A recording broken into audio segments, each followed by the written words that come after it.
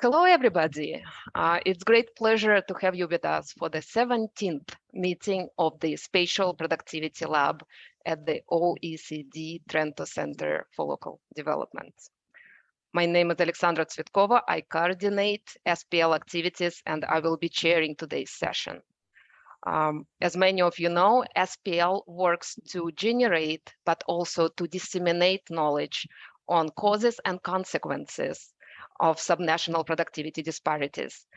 For our webinars, we are picking up usually one aspect in this broader focus, and we invite experts from academia, but also from policy field and from practice to offer their perspectives. And today we are going to talk about business dynamism and productivity. We have very diverse panel, and I'm really looking forward to the discussion. But before we do it, I would like to thank our co-organizers. Today's webinar is brought to you by three organizations: the OECD, Chamber of Commerce and Industry of Southern Sweden, and Swedish Entrepreneurship Forum. So before we go in the main part of our webinar, I would like representatives from each of the co-organizers to offer their welcome remarks. And we will start with the OECD. It is my pleasure to invite Celine Kaufman, who is head of Entrepreneurship, SME, and Tourism Division at the OECD Center for Entrepreneurship, SMEs, Regions, and Cities, to which Trento Centre also belongs. Celine, the floor is yours. Many thanks, Alexandra, and good afternoon to all. It's indeed my great pleasure to be part of that meeting today and to welcome you on behalf of the OECD and in particular the Center for Entrepreneurship, SMEs, Regions and Cities in this event of the OECD Spatial Productivity Lab that is organized in collaboration with the Chamber of Commerce and Industry of Southern Sweden and the Swedish Entrepreneurship Forum. Today's discussion for the OECD is key. Business dynamism is a very hot topic for discussion, and in particular for the Committee on SME and Entrepreneurship, which in the CFE we oversee. As I'm sure you all know, the pandemic and its responses have largely masked the usual rate of firm entry and exit in the economy, as well as impede the capacity of firms to scale up. So in particular, what we've seen during the pandemic is to address the large-scale restrictions that were imposed in response to the pandemic. Governments have extended large-scale broad public support and guarantee schemes to help SMEs and entrepreneurs weather the difficulties. And this significant support that was extended by the public sector have kept afloat many entrepreneurs and many SMEs. And we've not seen the wave of bankruptcies that we could have expected from the pandemic and the associated restrictions. So what's happening today? The recovery and the business environment, as we all know, is largely impacted by the large-scale aggression on Ukraine, which is driving energy prices up and disrupting further supply chains. So again, SMEs are being squeezed between rising costs of energy, of raw materials, and diminishing demand, with limited bargaining power and capacity to diversify supply.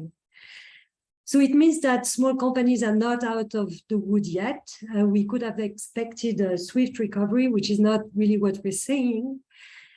However, our SME Finance Scoreboard shows that smaller companies are still keeping afloat.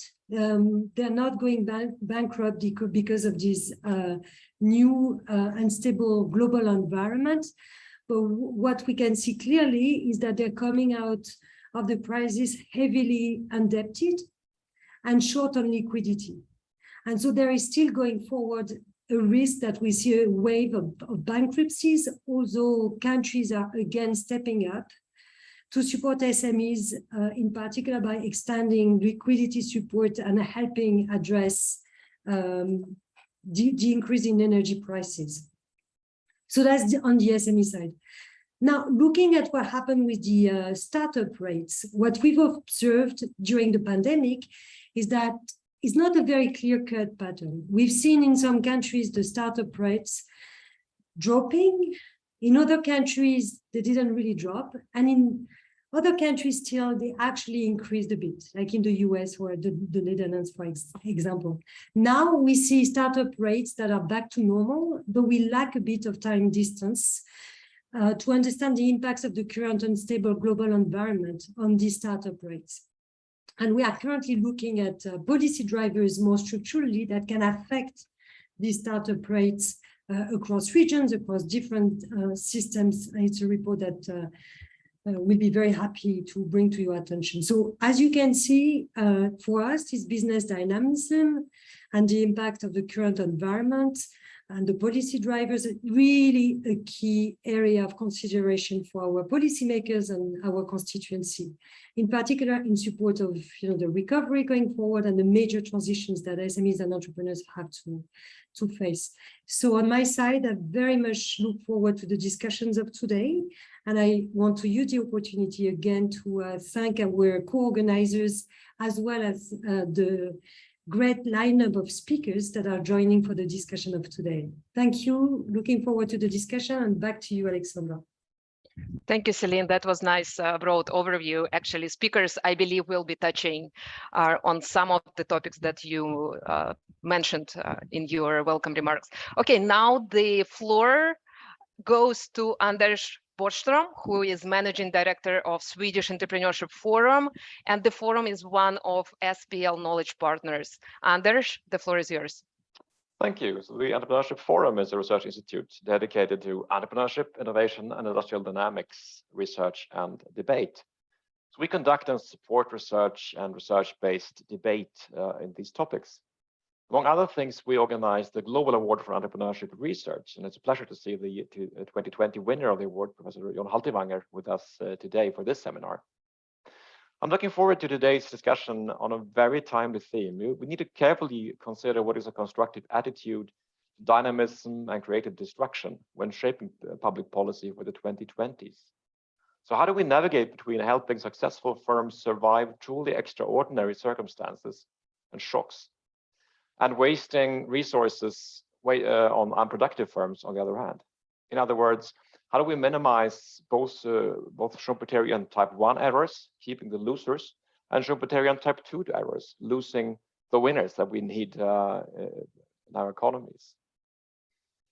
We have a number of concerns here, I believe. Has COVID and dealing with the pandemic made politicians all too used to throw money at business?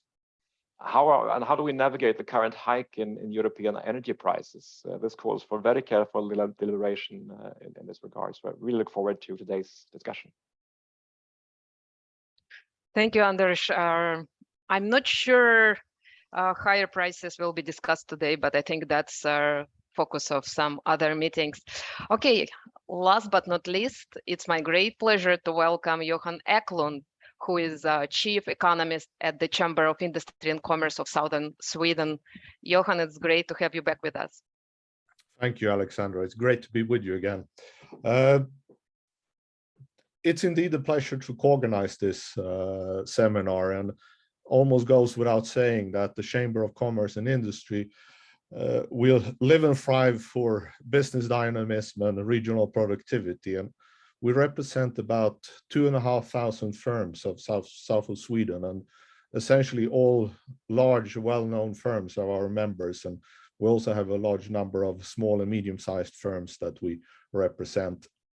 And we're very much interested in how research can inform policymaking and how we can use that to improve conditions and realize the economic potential of the region that we operate in. We are, in an economic sense, one of the more dense, or the most dense region in Scandinavia. And we have a lot of, I'll mention a few things, and I'll actually end up that we're very much concerned about energy prices, even though we're not going to talk about that today, perhaps, but that's something we're working on quite a bit. But just to mention a few policy areas and research areas that we're interested in. Infrastructure investments and the implications of that. we're currently heavily involved in the investments in the connecting northern Germany to Denmark and the tunnel connection to Denmark and its implications of improving infrastructure in connecting North Germany to Scandinavia. And that has further implications for our region. Then, of course, we're also doing quite a lot of work in the area of how to realize the economic potential which comes from the very large infrastructure investments in research facilities. We have large investments in the European Spallation Source, which is a neutron source, a neutron collider. We have investments in something called MAX4, which is a very large industrial X-ray facility. And these are multi-billion dollar investments that we are very concerned on how do we realize that and turn it into new firms and new entrepreneurial activities. And then, of course, we're currently working very hard and trying to understand the hiking energy prices. What does that imply for our firms, and what impact will it have on regional differences in regional productivity? What impact will it have in terms of failing firms, or firms that are not going to survive higher energy prices? And I'd just briefly like to mention that Sweden is unique in a European context, that we have the energy market is regulated in a way in Sweden, which actually creates significant regional disparities. So that's something we're actively engaging in. And Alexandra told me I should not speak to more than 3 minutes. So I'll sum up by saying I'm delighted, and we are delighted to co-organize this event, and also extend an open arm to anyone who'd like to and think they can collaborate and join forces with us in terms of generating research that has policy implications for what we're interested in achieving. You're more than welcome to contact us. Thank you. Thank you, Johan. Thank you, Celine. Thank you, Anders. Okay, the main concerns were delineated, and I think we need to keep working in this direction. But today we are focusing on business dynamism and regional productivity. Let me give you a quick overview of the seminar structure. For those of you who hasn't been with us before, we usually have 3 blocks of time devoted to different facets of the topic that we are looking in a specific webinar. We usually start with broad overview, but then we go into specifics. So the first slot is always about setting the scene. In each slot, we have 2 speakers. We call them presenter and discussant, but frankly, it is misnomer. Our presenters usually present research, and discussants are coming from practice, academia, or policy, but we also ask them to draw on their own work. So we can have really rounded discussion that serves the purpose of our really diverse audience, but also we have some, we can understand and figure out ways of using academic knowledge for practical applications.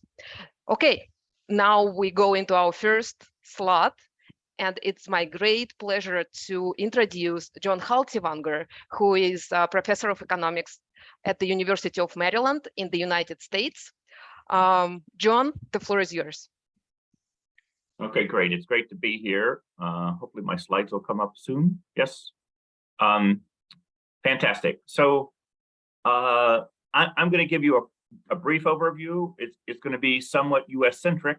Maybe not surprising if you know my work. I've been actively engaged in developing the statistics on dynamism and productivity in the United States. But I think actually, given what I know about actually what's been going on across the OECD, many of the topics I'll talk about are highly relevant across the OECD. So my overview in terms of setting the scene, I'm going to focus on 3 topics. One is, I think there's just overwhelming evidence. I won't give you all of it, obviously, given the brief remarks, that startups are really critical for job creation, innovation, and productivity growth.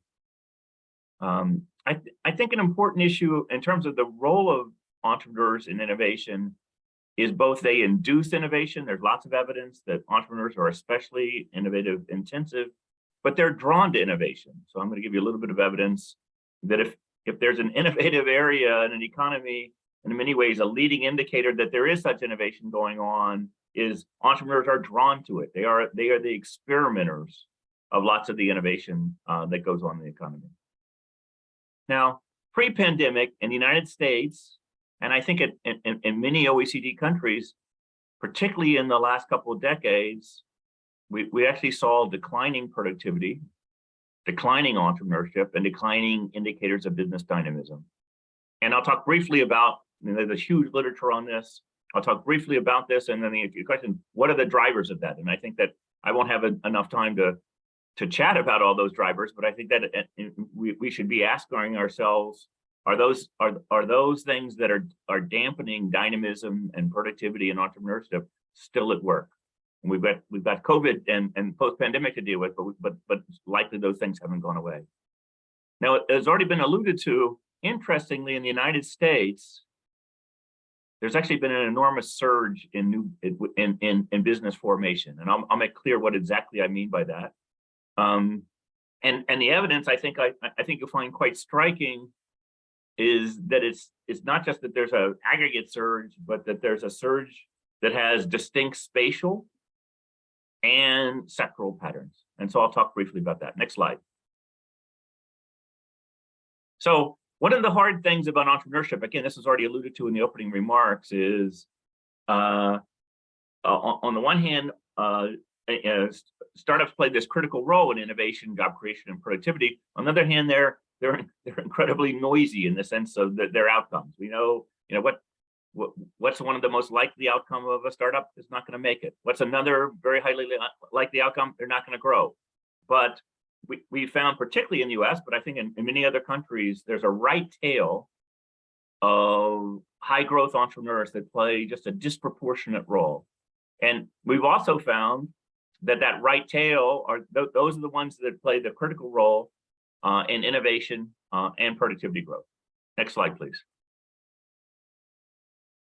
I alluded to this in terms of that entrepreneurs and startups are both induce innovation, but they also are drawn to it. And so one set of studies that we've done in the United States, we just looked particularly at the sectors that took off over, particularly starting in the 1990s, but basically took off at a detailed industry level. And we asked ourselves, okay, what did the productivity dynamics look like for those sectors that took off in terms of productivity? We focused intentionally on the ICT sectors in the United States.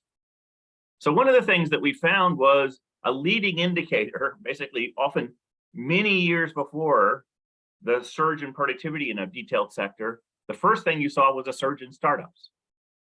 And then interestingly, the next thing you saw was not an increase in productivity growth, but actually, if anything, a slight dampening in productivity growth. So surge in startups, dampening of productivity growth, but actually widening productivity dispersion, very much consistent with experimentation. And then in the out years, where in the ICT sector, where we know, in fact, there was tremendous productivity growth, then you saw, I'll say, the shakeout process work. You saw a surge in productivity growth and actually a dampening of productivity dispersion. So again, this sort of feeds into this, I'll say, complex aspect of entrepreneurship. There's an enormous heterogeneity, which is it's already been alluded to, a challenge for policy. Next slide, please. So as I also alluded to, so on the one hand, I think the evidence is overwhelming that startups play this critical role. We also know that as we moved into particularly the post-2000 period, and particularly post-2005 in the United States, productivity growth has been pretty anemic. And actually, I'll say pre-pandemic, very anemic. The 2010 to 2019 period, this is only on 2018, but if you added 19 to this, it wouldn't change the slides. Even in the high-tech sectors of the economy, you can see that there's been anemic productivity growth. And so lots of us have been asking why, all kinds of questions about measurement and so on. But I think one role is declining entrepreneurship and dynamism. Next slide, please. So various indicators of declining dynamism. One set of indicators is we'll call it a summary measure of the pace of creative destruction. It's adding up all the job creation and destruction in the economy, particularly within sectors, is often interesting.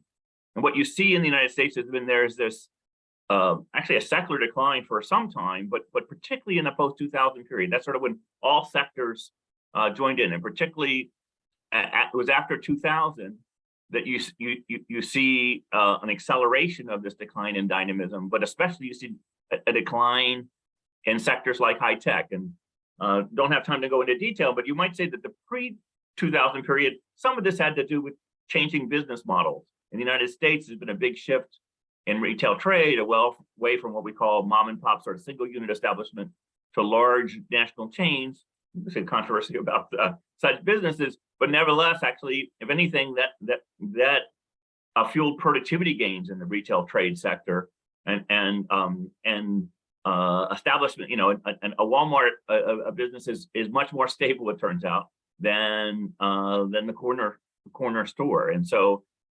You got to be careful about not arguing that dynamism is, you want dynamism for dynamism's sake. You want dynamism to the extent that it's playing a critical role in the innovation process.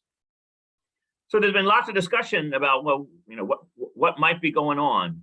So in the right panel, you can see there are studies that suggest market structure is changing in adverse ways. In particular, markups, for example, have been increasing rapidly. The controversy about the precise measurement of this, but let's take that as given as at least a potential source of the dampening environment, the business environment. Next slide, please. Consistent with this, I've already alluded to this, is that a key part of the decline in indicators of dynamism is the changing age and size structure of businesses. So in the left panel, I'm showing you the share of activity for the overall economy, but then particular sectors in young firms. And here I'm using young all the way up to age 10. And you can see, again, quite a sharp decline overall, but it's, again, this acceleration in the post-2000 period. And again, especially in, I'll say, the innovative intensive sectors like high tech. So high tech actually was, you know, it has this hump shape pattern. So in the 1990s, you actually saw, if you go back, you can see, consistent with my earlier remarks, there was a surge in entrepreneurship in the high tech sectors in the United States that actually predated the surge in productivity, very much consistent with my earlier remarks. The flip side of this is, you know, as we have less and less activity in young firms, we have more and more activity in mature firms. That kind of goes hand in hand almost, right? But it's not just that we're shifting towards more mature firms. We're shifting towards, including in the innovative intensive sectors, or I'm showing you, again, intentionally showing you high tech sectors. As we move to the 2000s, the fraction of activity at these mega firms, at these key innovative intensive sectors, by mega firms, I mean 10,000 plus, has increased. Next slide, please.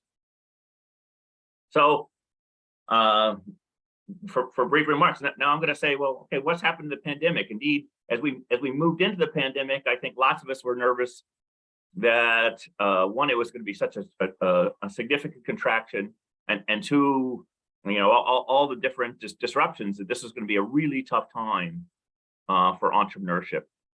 Actually, it looks like the opposite has been the case, although it's hard to run the counterfactual. What else might have happened? So next slide, please. So one thing that we're now able to do in the United States that we really weren't, I'll say, it's a brand new series out of the Census Bureau, I and many other people had a hand in, is we're able to track business formation almost in real time. Now I want to be careful about exactly what we're tracking. I've got limited time here, but so this is not the date. We're not tracking the date that businesses hire their first worker. That's not what we're doing. What we're tracking is, in the United States, and it's probably true in most countries, you've got to register in various kinds of ways. And one key thing in the United States, if you're going to, that's particularly important if you're going to hire workers, is you have to register for a taxpayer ID. But it's also the case, by the way, that many self-employed individuals also register for a taxpayer ID above what in the United States is a Social Security number. Why? Because if you what is called in the United States is an employer identification number, EIN. Why do you need it? If you don't have a business bank account or you want to do business with other businesses, you need an employer identification number. It turns out, I won't go through the details, I've got much research on this if you're interested, is a nice thing about this business application data is you can decompose it because actually on the form, the applier for the EIN literally says, okay, why are you doing this? And one of them things is, I'm starting a new business where I want to hire workers. And then there's other questions that suggest that no, you want to go into business for yourself. So you can see as we hit the pandemic, if you actually look carefully at the period in March, April, May 2020, there's a pretty big dip that occurred, and we were watching this in real time. I should, again, limited time, I should say that this data has been flowing into the Census Bureau for decades, but they were using it for administrative purposes to help build their business register. And a number of us, folks at Census, at the Board of Governors, myself, and some other academics said, wait a second, this is data that could be used for a new data product. And so now the Census Bureau is producing this. It comes out on both a weekly and a monthly basis, almost in real time. I'm only showing you the data for up through July. It turns out later this morning, if you're interested, the data for August is coming out. Okay. What you can see, hopefully, quickly, given limited time, is a huge surge once we had that dip in new business applications, and actually, interestingly, both for new likely employers and new likely non-employers. So let me tell you a little bit about them, and then I'll close up and tell you what we know. How many of these are actually turning into real businesses? Okay, next slide, please. So one of the interesting features of the new business applications, this surge, is not just a mean shift across the board, is that there's distinct sectoral and spatial patterns. I'm working actively on this. I'm just going to give you a tiny taste of this. Well, one easy way to summarize that the sectoral patterns have changed is there's an enormous increase in the dispersion in three-digit sectoral growth rates in terms of these applications. And if I showed you the details, which I've got in my work, you'll see that it's in areas that market opportunities have arisen in part due to the pandemic and the changing structure of the U.S. economy. Next slide, please. There's also been a huge change in spatial patterns, and this is at the county level, and this is basically showing you the difference between the growth rate between the pandemic and then what was going on pre-pandemic. And I'm partly just showing you this here to emphasize, and if you could look at the scale, just enormous variation. But I want to close with the next slide to tell you something about, I think, that's an important part of restructuring going on in the US. It might be part of our discussion later today. So next slide, please. So interestingly, this is not just a shift between regions. So if you look at the previous slide, you say, whoa, the South looks like they're going nuts compared to the rest of the country. But if you actually look more carefully, and again have work, this extends beyond New York City. Here I'm showing you the counties of what's called the New York City CBSA, basically all the counties in New York. And I want to pause here for just a second to kind of get into your head. That little sliver in the middle where we've got one arrow pointed, that's Manhattan. And pre-pandemic, Manhattan was the place with basically the highest applications per capita of any counties in the New York area. But as we moved into the pandemic, there's this donut effect that's going on in US cities, particularly in cities like New York, San Francisco, LA, Seattle, Chicago, Atlanta, basically the same kind of pattern. What's the donut effect I'm talking about? There's an interesting shift in activity towards the, I'll say, outlying counties, but especially the surrounding counties. the CBD. So, what do we think's going on? We don't fully know. Part of this is in the United States, it's still the case. I don't know what the similar statistics are in Europe, that office occupancy rates in places like downtown Manhattan, the financial district of Manhattan, are only still in the 40 to 50% range relative to pre-pandemic. People are not going to work 5 days a week to the financial district in Washington. Where are they? No, they're actually in, some of them have moved to Colorado and they're just zooming in like we're doing today, right? But lots of folks live in the area, but they are actively, they're at least working at home multiple days a week. Nick Bloom, you probably know, has a very rich research agenda that's suggesting, by the way, he gave a talk at the Brookings Institution the other day, suggests this is going on around the world. So I'd be curious about this. I don't think this is the only thing going on to working from home, but seems to be important in terms of business formation and opportunities. So one thing we think might be going on is, well, there's all these people working from home.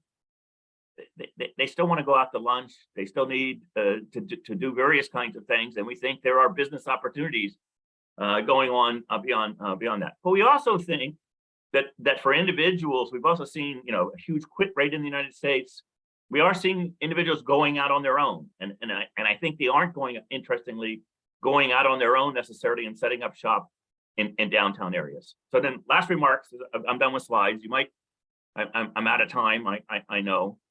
Is you should ask, okay, wait a second, these are just applications. Do we have any clue that we're actually beginning to see a surge in actual business bursts? Are we seeing spatial patterns that look like this? Are we seeing sectoral patterns? And the simple answer I'm going to say is yes. So it turns out we're beginning to get the data. The data I've been showing you is data up through July 2022. We now have data on business bursts through the fourth quarter of 2021. There's been an enormous surge in establishment bursts in the United States with sectoral and spatial patterns that look like this. And then I again, no, I'm out of time. So the question is this just a temporary surge? Or have we somehow overcome, which I'm skeptical of, by the way, the things that were dragging down dynamism and entrepreneurship pre-pandemic? And then last comment, I promise, what's going to happen to productivity? I think a big open question. I'll stop. Thank you. Thank you, John. That was exciting overview. We started with some pessimistic view, and then, at least temporary, we have some, reason for hope, because there is increase in registrations, but also economic activity moves out of bigger cities, giving opportunities to less central locations. And we as regional scientists or policymakers should be really excited about it. Let's see how places can or will be able to use this impetus for future growth. Okay, right now I would like to invite discussant for this wonderful presentation, Sara Kaligaris, who is economist at Productivity, Innovation and Entrepreneurship Division here at the OECD. Sara, the floor is yours. Thank you very much. Can you hear me well? Okay. Yes. So thank you very much. Today, I'll try to bring in a perspective for the work done within my divisions on issues related to productivity and business dynamism. I thought to start the presentation mentioning the seminal paper by Ajit and Dates, in which they highlight 10 stylized facts related to declining business dynamism in the US, which I listed here in the slides. Some of our work done specifically in our division touches upon several of these issues, the one that in particular I have highlighted in bold here in the slides, identifying some of these patterns across a large set of countries.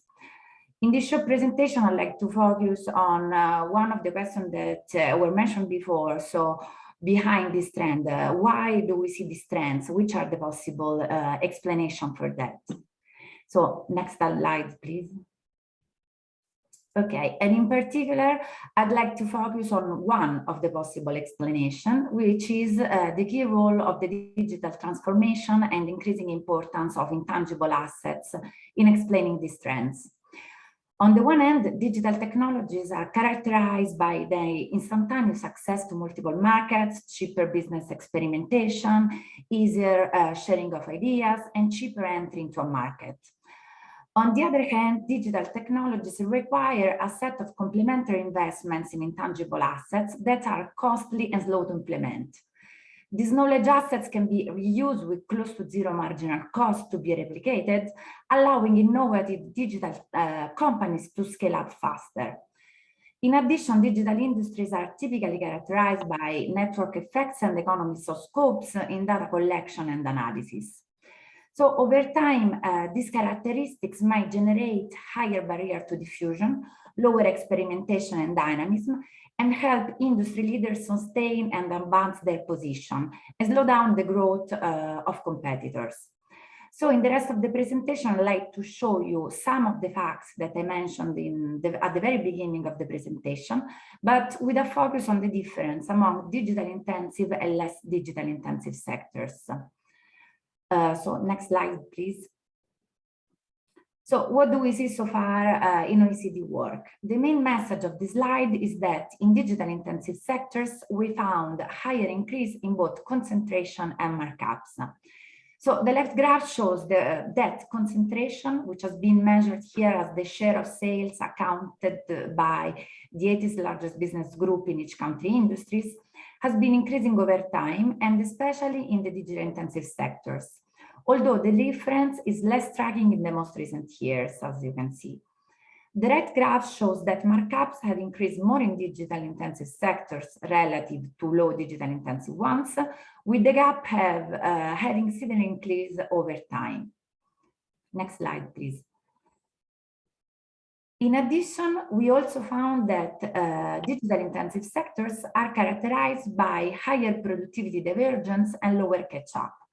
So the figures on the left show that the well-known divergence between firms at the frontier, the so-called the best, and all others below, called the rest, both globally and within the euro area, is larger and increasingly more so in digital intensive sectors.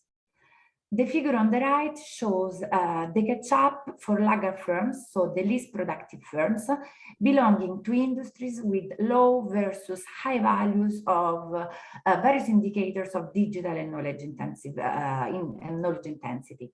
And in a nutshell, what the figure is showing is that laggards overall catch up at a lower speed in more digital and knowledge intensive industries. Next slide, please. Finally, in this last set of graphs, I show that digital intensive sectors have been also characterized by faster declines in entry rates and job reallocation rates. So in particular, on the left-hand side, I show that entry rates decline faster in digital intensive sectors than in other sectors. And on the right-hand side, I show that the same can be said for job reallocation rates. Next slide. So what's the role for policy in this context? Of course, policy plays a key role to make growth more inclusive for workers and for all firms. On the one hand, it would be important to further develop policies aimed at fostering innovation, mobility, and experimentation. How to do that? Not only by enabling innovation at the top, but also by fostering knowledge sharing, by implementing business-friendly framework conditions that strengthen business dynamism and reallocation, as well as by reducing barriers to job mobility, and very importantly, by addressing the regulatory challenges of the digital economy.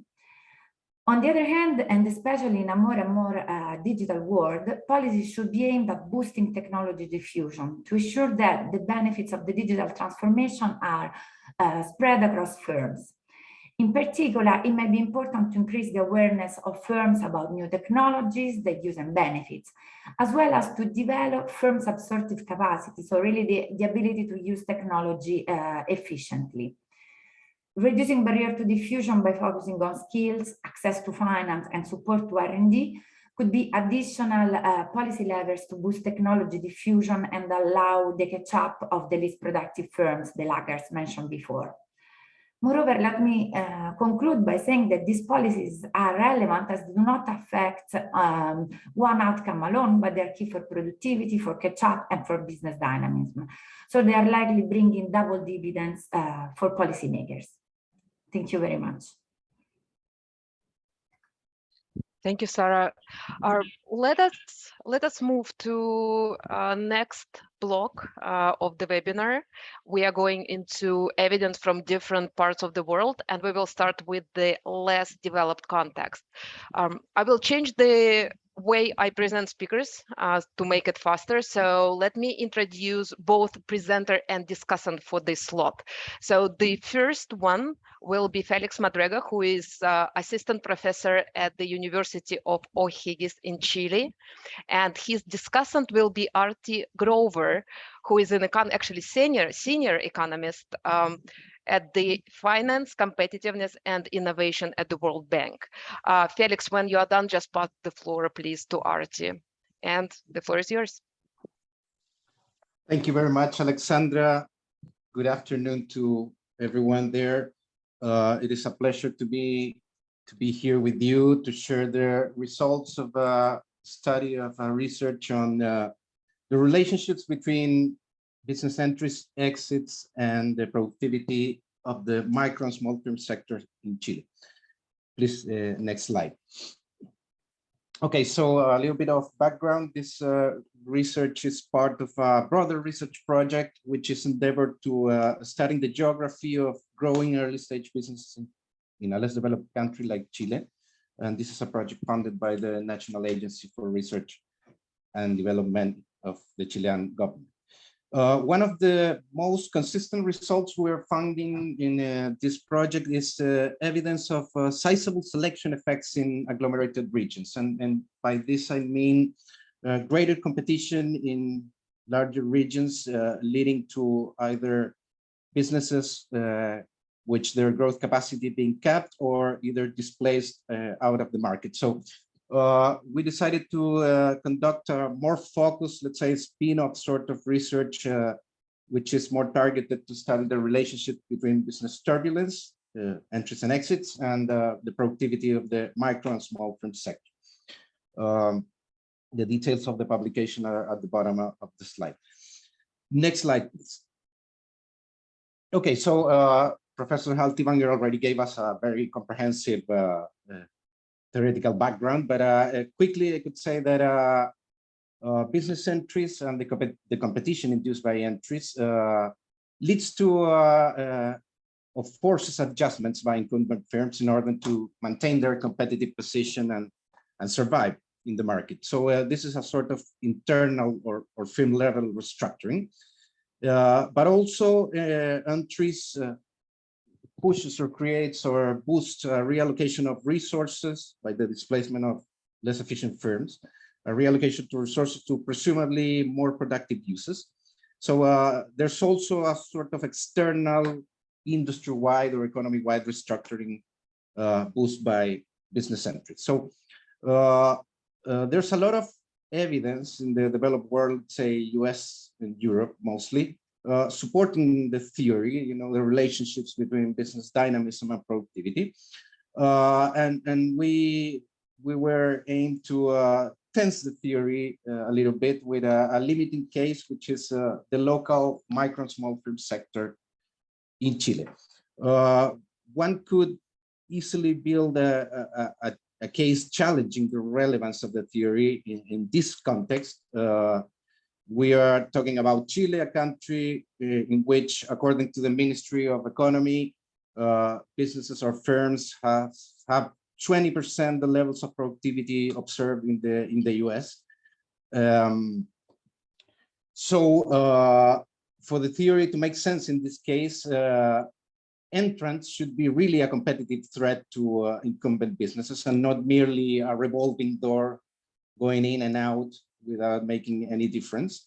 And incumbents should have some sort of resources and capacities to adjust to competition and make the adjustment to raise their productivity. So we can cast doubts about how well the theory applies to the case of micro and small firms in a less developed countries such as Chile. Next slide, please. Okay, so what we did is that we gathered data on sales per worker. We took aggregates at the municipality level of total sales of micro and small firms, total workers of micro and small firms, and so we built this raw measure of small firms productivity, which is average sales per worker. And we related that with several metrics of business dynamism. In panel A, you can see the relationship between small firms productivity and entry rates. In panel B, you can see the relationship between average sales per worker of small firms and exit rates.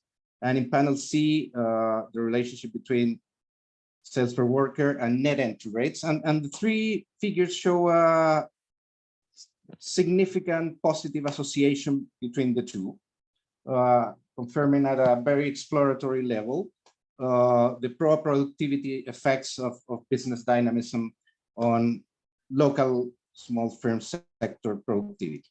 And in panel D, we also relate entry and exit rates, which also shows a positive relationship between the two, which gives support to this external restructuring and creative destruction sort of arguments that one can find in the literature.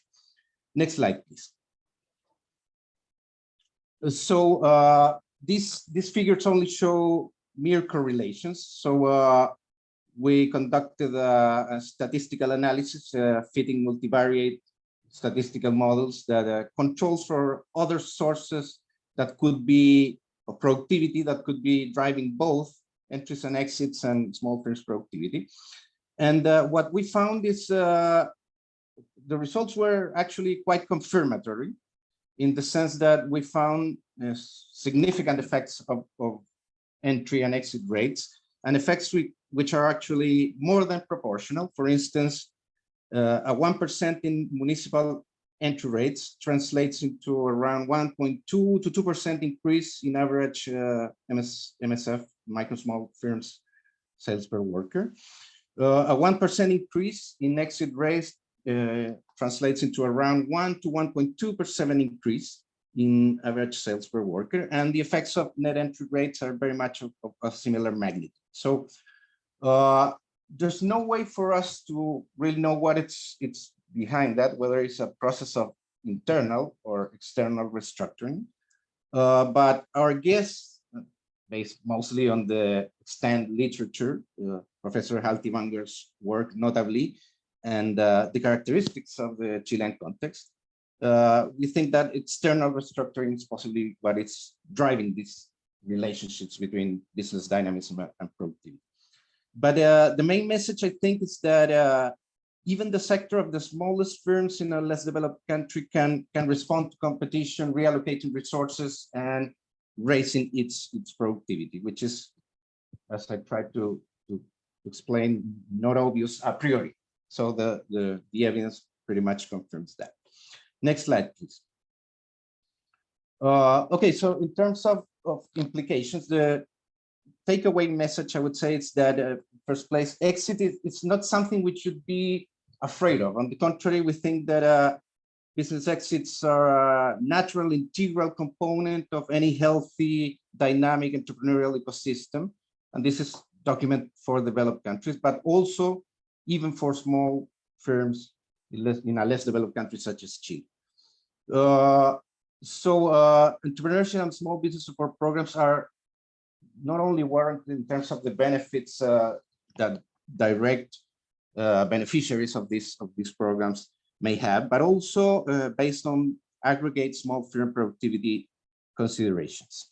In terms of what to do, we think that, particularly in less developed countries, initiatives easing bankruptcy procedures and also re-entry programs that reduces the entry and exit cost may accelerate and enhance the effects of local business dynamism and its productivity effects. Also, we think that entrepreneurial capacity programs accompanying small businesses and developing entrepreneurial capacity may help incumbent businesses, particularly those who are smaller, to better cope with competition and make the adjustments to raise their productivity more sustainably. In Chile, when we evaluate this sort of programs, we typically get disappointing results. We typically do not find statistically significant effects on the outcome of small firms who benefit from these programs. But we think that such kind of programs should be evaluated, also considering these spillover effects that may have at the level of industries or the economy as a whole, and which typically overlook these important, let's say, general equilibrium effects. And a final message, I think, is that we need better data in developed countries. We are very limited in terms of what we can do and what we can understand and how to disentangle the relative importance of the underlying mechanism driving these relationships between entries and productivity. So I think that institutions like the OECD can make a lot in providing us with better data and better analysis of what is going on here. Okay, so I think that's all from my side. Thank you very much for your time and happy to be here with you.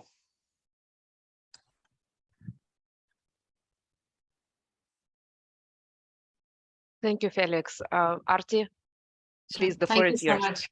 Thank you so much, Alexandra, and thanks OECD for inviting me. So my presentation will complement the talk by Felix, and it's based on my work on two of the World Bank's productivity flagships. So one is on high growth firms and the other is on place productivity and prosperity, on basically targeting at these spatially targeted policies or the place-based policies. Next slide, please. So in advanced economies, we have known, or it's basically a myth, that high growth firms are these young tech startups that originate in clusters like Silicon Valley, and they basically take off in sectors which are highly innovative. The fact is that high growth firms, even in advanced economies, they operate in a diverse kind of location. And for example, London has an above average share of high growth firms, which accounts for almost a fifth of all high growth firms in UK. But high growth firms are also found in sparsely populated remote areas as well. And there's evidence also from the Netherlands and the United States, which show that dynamic firms are likely to emerge in both urban as well as in accessible rural areas. Next slide, please. So when we did this work for the High Growth Firms flagship publication of the World Bank covering 11 countries, which are mainly developing countries, we found evidence, for example, from Brazil, which is shown here, is that there is really no clear regional pattern in the distribution of high growth firms. Richer Brazilian states do have a higher incidence of high growth firms, but this relationship is driven by greater rates of new firm formation in states with higher per capita income. And indeed, the proportion of new firms that become high growth firms does not appear to be systematically higher in richer states at all. So next slide, please. And similarly, in Mexico, we found that almost more than a third of high growth firms are located in large urban agglomerations with 1 million population or more, which is shown in the left panel. And these localities, however, have a lower incidence of high growth firms compared to the less densely populated areas, which is the chart on the right side. So what really drives the firm growth and business dynamism? And we can think of agglomerations can be important here because they offer thicker markets for customers, capital, labor, and material inputs, and as well as knowledge spillovers and more opportunities for innovation. Next slide, please.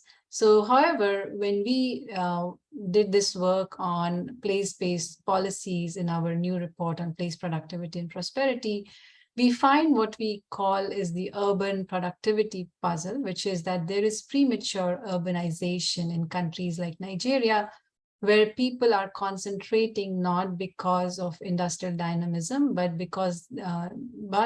there are other factors that drive these agglomerations. So when we measure agglomeration using wages as a measure of productivity, then these countries show a high benefit from agglomeration.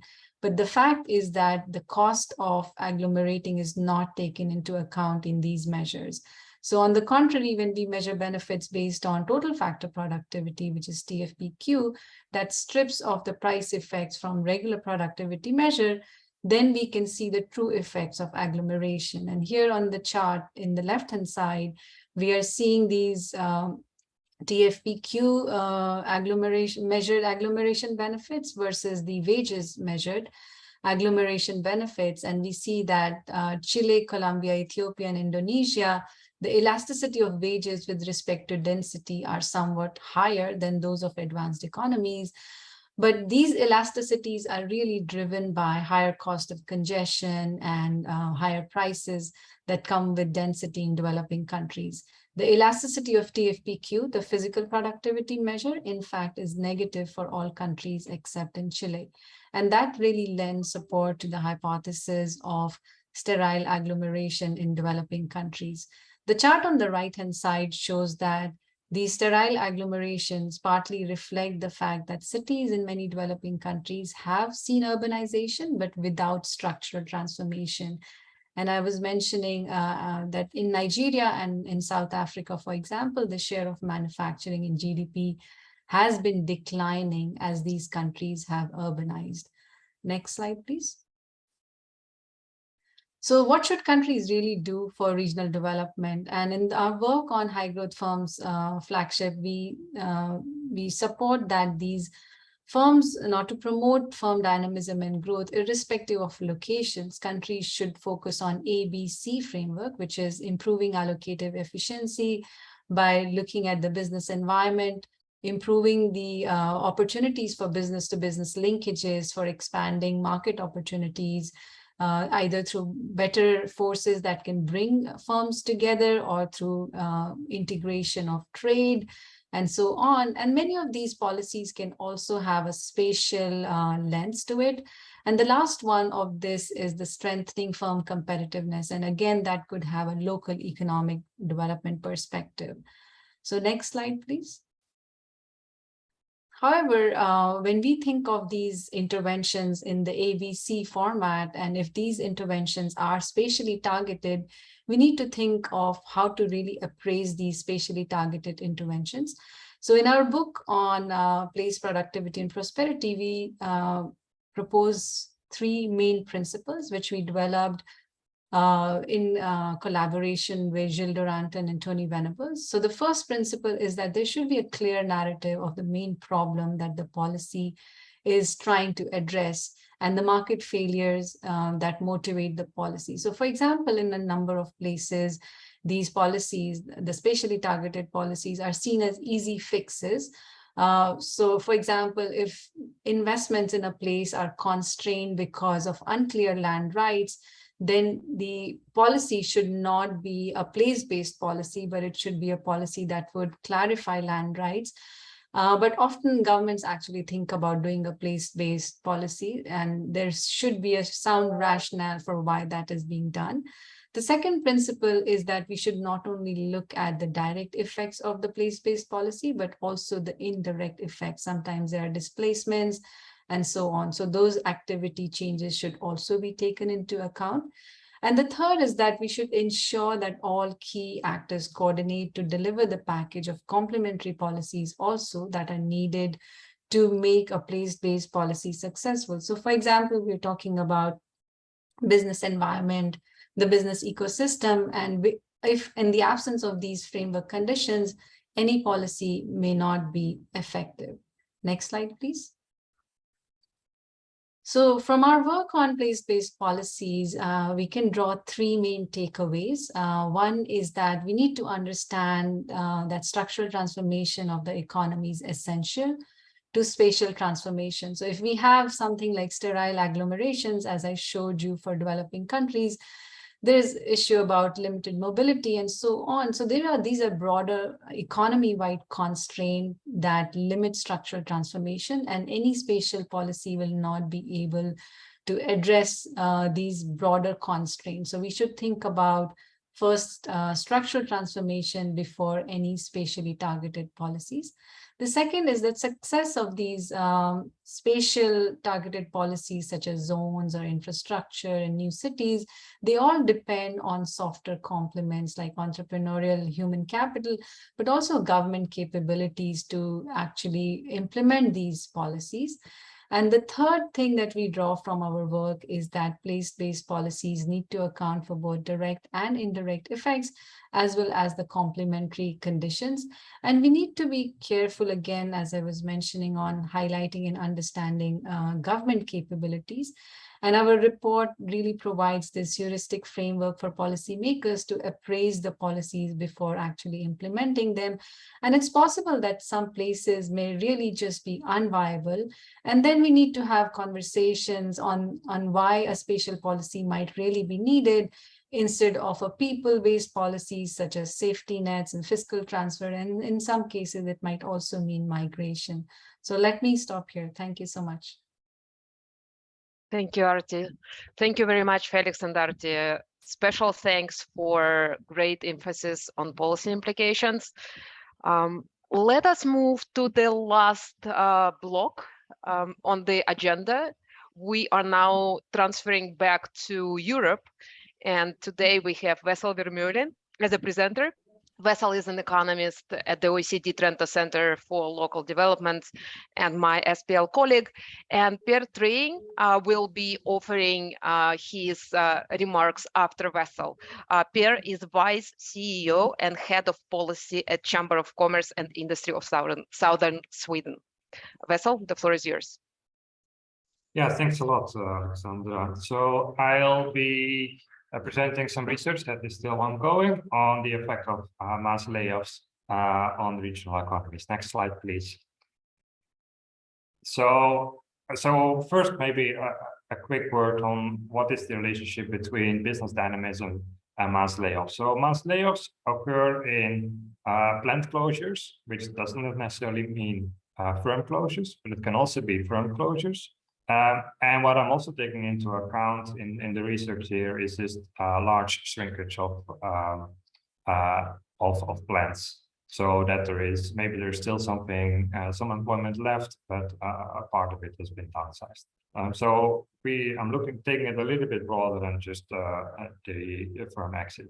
But why is it important to look at mass layoffs? Well, the thing is that I'm focusing here on the big employers. So if there is a big employer, specifically at the regional level, if it leaves or if it closes down, then we're expecting a slightly bigger effect on the regional economies than if we are talking about small employers. So that's also why it's important for policymakers, because if there is suddenly a large employer that is leaving or is firing lots of workers, then the regional policymakers will have to deal with a large group of people that are generally unemployed and need to find work in other firms. So then there is some policy implications to what extent that policymakers should try to focus on the firm, avoid the layoff in the first place, or help the worker in transitioning to new employment.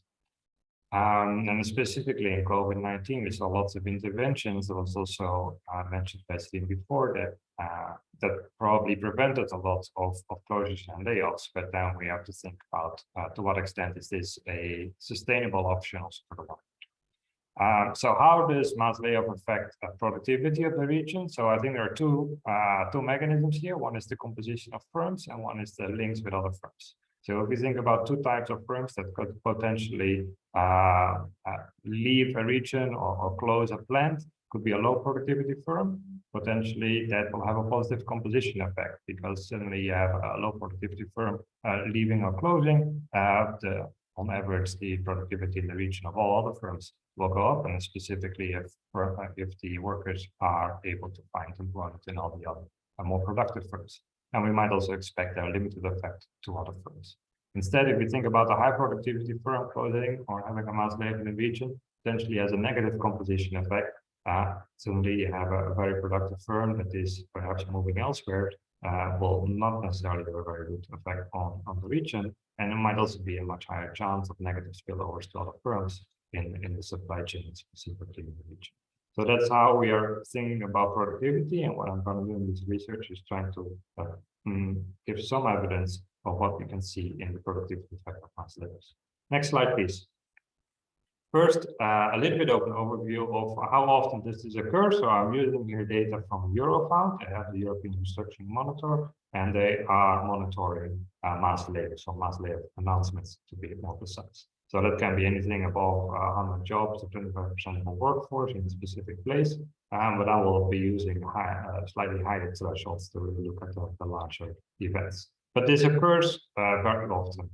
So in the different plots that you can see here, the number, so the mean and the higher percentile of the number of jobs that are potentially lost is at least 500 per event. Then we see the same numbers as a percentage of the local labor force. So this is going, the mean is somewhere between 1/4 and 1/2% of the local labor force, but it can be much higher as well for certain events.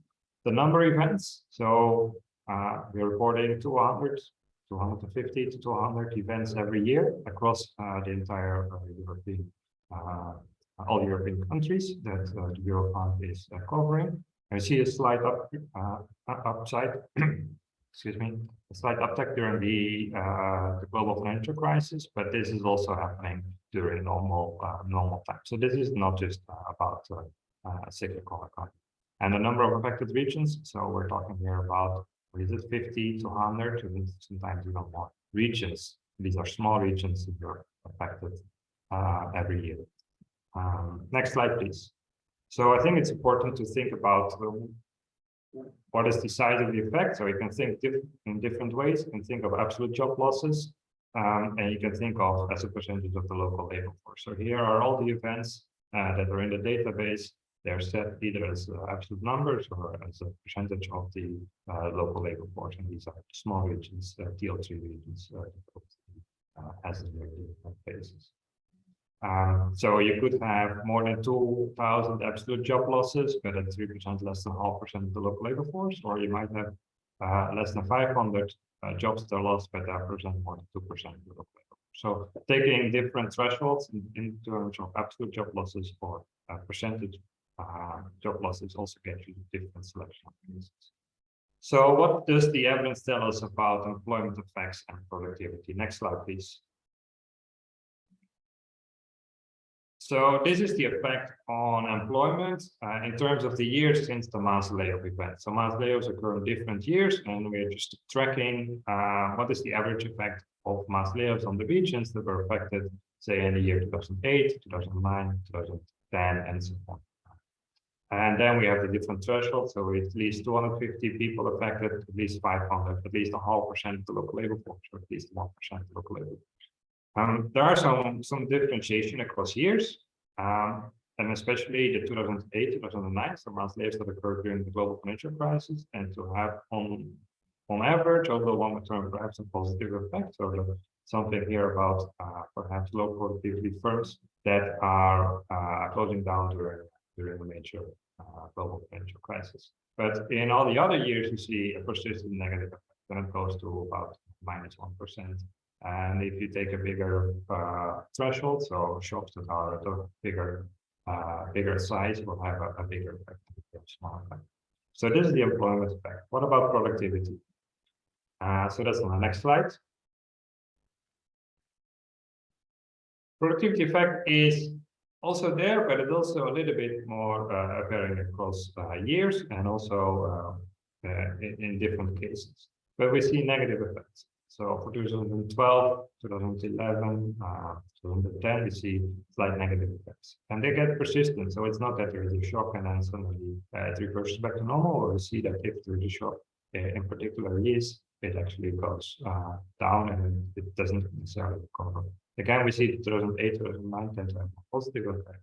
But what we seem to get here as the result is that if a firm leaves, it tends to be more of the high productivity kind, such that there might be quite negative spillovers to the productivity of the entire region. Next slide, please.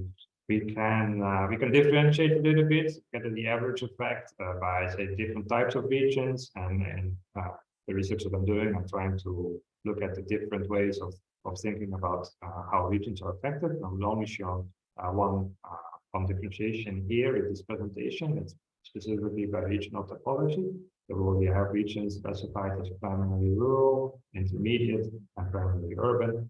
In the employment effect, we see that the primarily rural regions tend to be much stronger affected across the different thresholds of mass layoffs than the other regions, although more significantly negatively.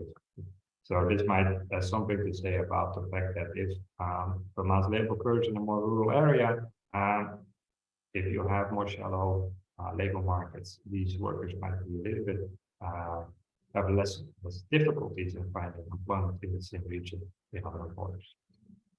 What happens with productivity? Well, it's a bit more of a varied story. You see here that most of my estimates here are really showing that the effect can be positive, negative, but it goes a bit all over the place. So one of the things is that there is more research to be done. So how should we think about what are the productivity effects of regions if a large employer leaves? Should we look specifically at what type of employer this is? Was this a productive or productive employer, productive firm, a firm that was more on the frontier, or should we differentiate between firms that are perhaps more on the lower frontier might have different effects, or is it about the characteristics of the region? So we're not really seeing a lot of differentiation here with whether it's a rural, intermediate, or urban, but perhaps there are different variations of different characteristics of regions that might be important to think about what is the effect of productivity.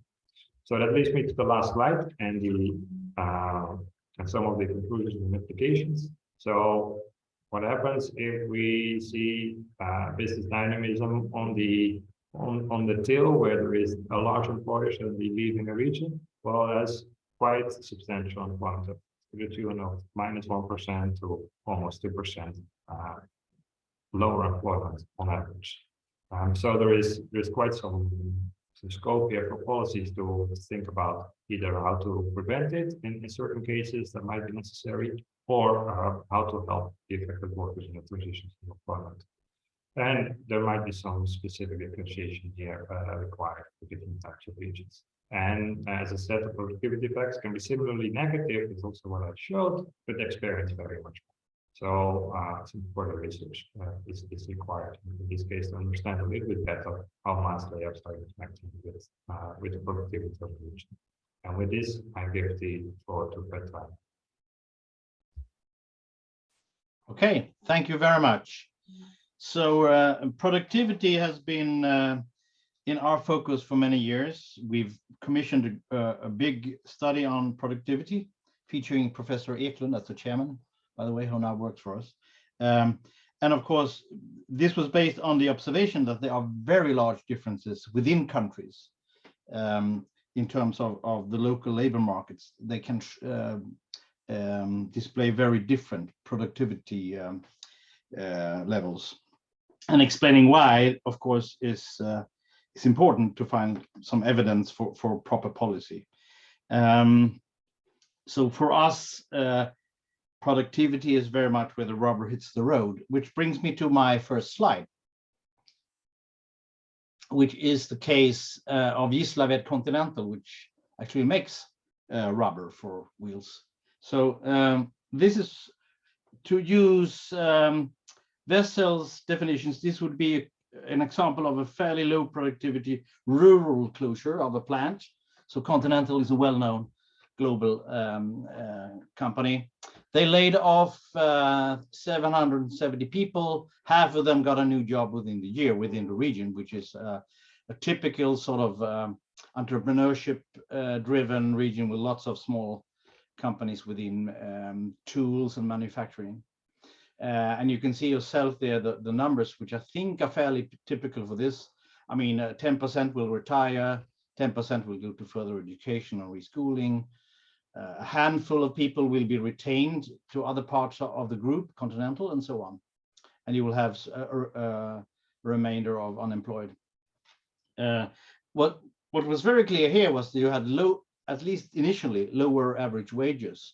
But now, 20 years later, this plant actually still stands, but it's now filled with lots and lots of other companies. So it's not one company there anymore. It's actually different groups of companies.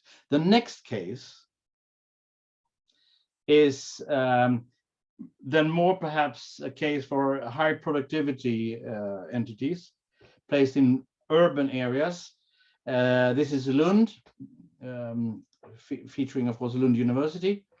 And there were two companies during the financial crisis who actually moved out from Lund.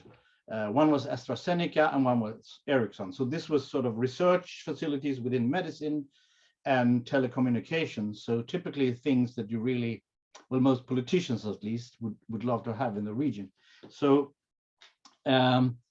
here you can see the productivity curve, which goes through the floor, but fairly quickly picks up actually. And we can see both gross regional product and productivity returning to higher levels fairly quickly. Now, again, we could see clear wage cuts in the years after the financial crisis. But as these people went into startups and these startups started to gain some ground, the wage levels followed with it. So we actually now have had record investment in Lund following this. So this could be seen as, at least as partly as a case where you have been able to absorb a lot of it, but it has been a process of over 10 years to get there. Next slide. So we made sort of three observations from this. One is that a really important group of people are the site managers. So we've actually had networks of site managers that manage local plants owned by international firms of some size. And both these cases are indeed of that kind of company. Now, they experience very heavy internal competition within their groups. And they are the people who have to communicate and sort of manage this global internal competition. And this plays out very much at internal investment meetings. So what happens is a group has, let's say, 5 plans, and the site managers gather 4 or 5 times a year at a hotel or somewhere, and they have to sell their plant and motivate why they should get investment, because the balance sheet is owned by them together, and they are responsible mostly for their income and expense account. So this is sort of where this talk about, you know, national or regional competitiveness actually takes place.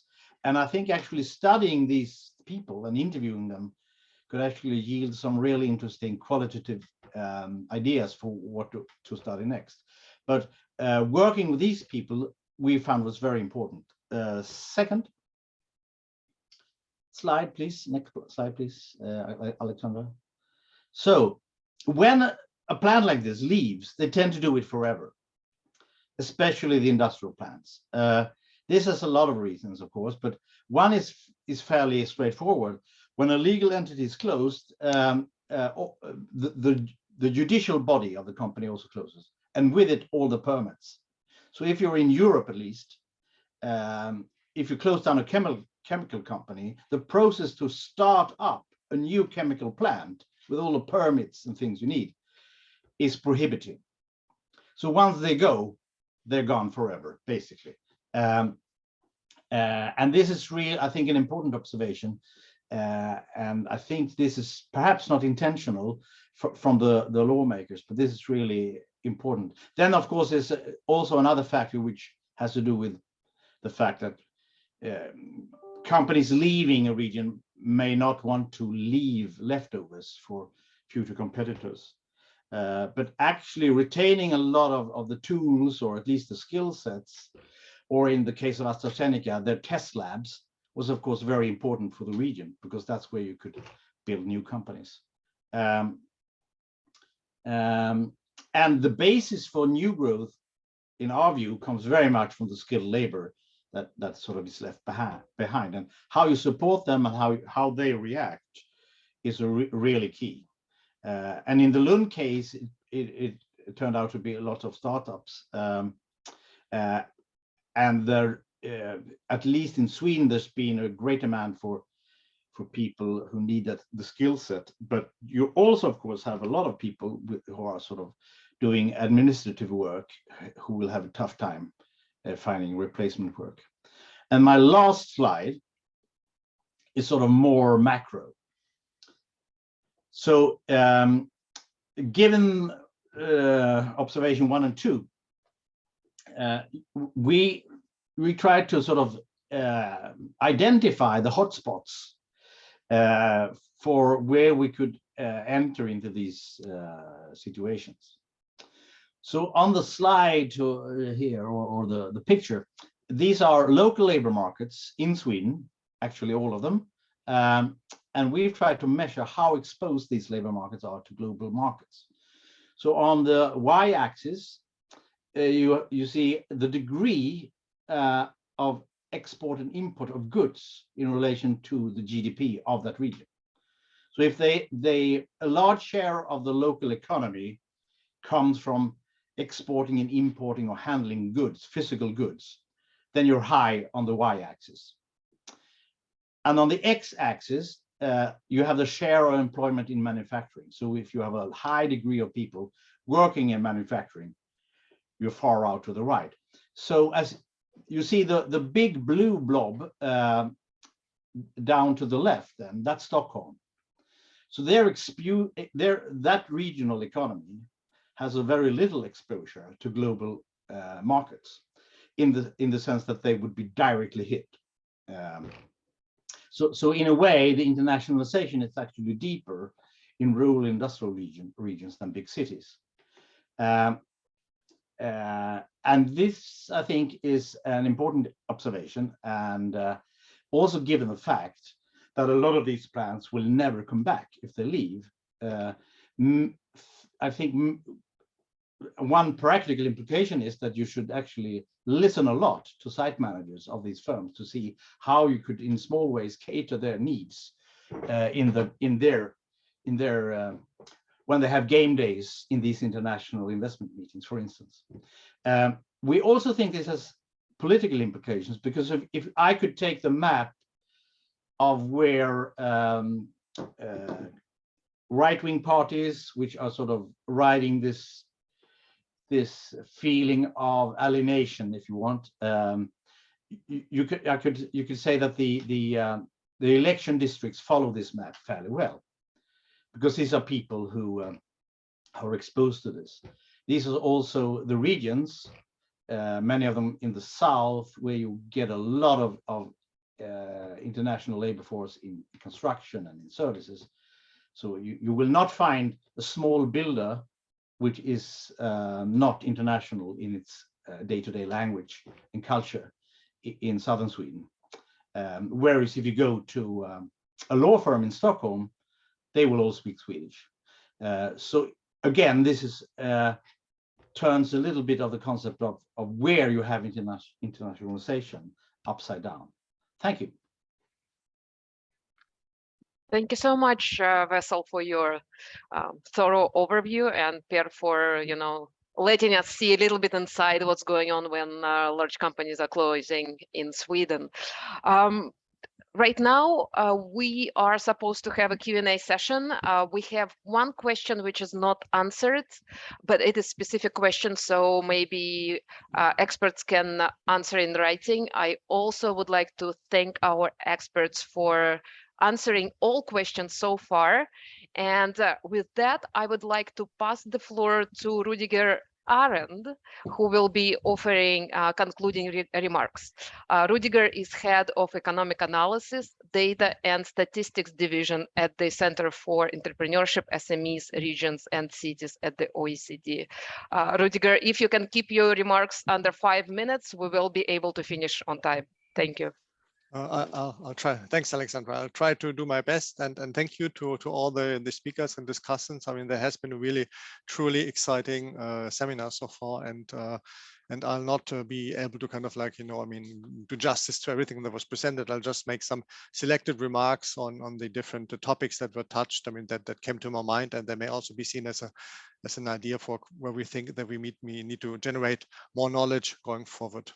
When John was making his presentation, when he was coming to the donut effect, first I was reminded of some work we've been doing in the OECD. We've been looking at housing prices, and we've been showing that this donut effect has not only been present in the US, but it's a very widespread phenomenon that has been observed in basically all the OECD countries for which we had data. But with a big but it's been limited to the big cities. So basically, if you have cities which are smaller than 1.5 million, you didn't see anything of that.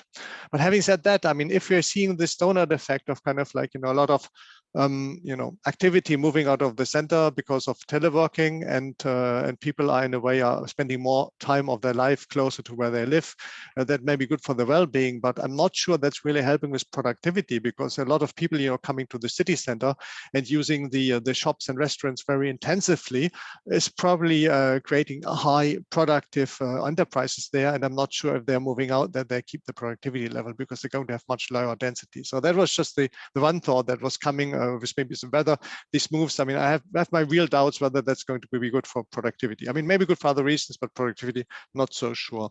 Then when we had the presentations by Sarah and by Felix, I got the impression that, that was reinforcing that competition is really a driving factor for productivity, and that's true everywhere. And the problem is that doesn't seem to be true in the ICT sector, or basically, the problem may rather be that there's just not enough competition in that sector, because there's too much, winner takes all things at play, and also, things moving so fast that competition authorities basically in the past would just not be able to do their jobs and catch up with the developments. And so basically, maybe what we're seeing here is in a way that on the one hand, the ICT sector was, responsible for a boom in productivity that we saw before 2000, and might actually be responsible for the not having productivity following on, because basically lacking competition in that sector, that basically may be killing a lot of productivity growth we may have seen otherwise. But that's just a speculation that obviously we need more research to confirm that. Then on the presentation from Marty, I was very much reminded on some work we have been doing in the OECD, what we're calling a scaling up of enterprises. That's not exactly the same definition, but it's actually very close to the high growth enterprises that you were looking at. And we were focusing on OECD countries, whereas the World Bank has been focusing on developing countries. And the interesting thing is, we very much got the same results, actually. So basically, we're showing that, the probability for an ICT company to be kind of like a scaling up company is higher than other companies. But given that they have a much smaller share of, of companies in that sector than in the others, actually like 80% of the companies that are, high growth, as the World Bank would say, or are scaling up companies, are actually not in the ICT sector. And the same goes for, startups. Startups have a somewhat higher probability, but given that there's a whole lot more companies that are established and they're startups, so actually the largest share of the scaling up companies are not the startups, but the companies that have a certain age, have been going wrong for some time. And similar to the World Bank, we're also finding that it's not just in the most productive parts of the countries where scaling up can occur, but it's a bit like, like in the in this famous film with the rat, talent can be found anywhere. So the scaling up can happen in all places in the country. Ratatouille I was also referring to, by the way. Then on the last presentation presentations from Wessel and Pompeo, I think this issue of large scale layoffs is really interesting, and particularly in the sense of understanding why sometimes you're getting, why you're having Silicon Valley and Randstad and Lund, where basically, you're having these large scale layoffs, and then suddenly, these places are taking off. Okay, it's high skilled and so on, but I have the impression there's also places where there's lots of high skilled that get laid off, and where you're not seeing this Randstad effect taking place. So I think it would be really interesting to understand, which are the conditions where kind of like this this layoff, this large scale layoff will boost entrepreneurship and will lead to economic, boom phases afterwards, and in which situation it doesn't. And I think our understanding on that is still relatively limited. With that, I mean, I spent 6 minutes, so we're 1 minute over time, but really wanted to thank everybody. I think it was a fantastic session. Thank you, Alexander, for organizing it, and all our partners who also helped. And I mean, Alexander, maybe you have some last words to say. Thank you so much, Rudiger. I definitely join in thanking everybody. First of all, our experts. It was really dynamic discussion. I would like to thank our co-organizers and of course our audience. We had plenty of questions. They were answered. Thank you again to our experts. Please stay tuned. Our next meeting will be devoted to resilience. It seems that we need to somehow pick up, issue of energy prices. So we will consider if it should be part of the resilience discourse or it should be a separate meeting. But I hope you found it interesting, useful, and I hope to see you again. Thank you so much.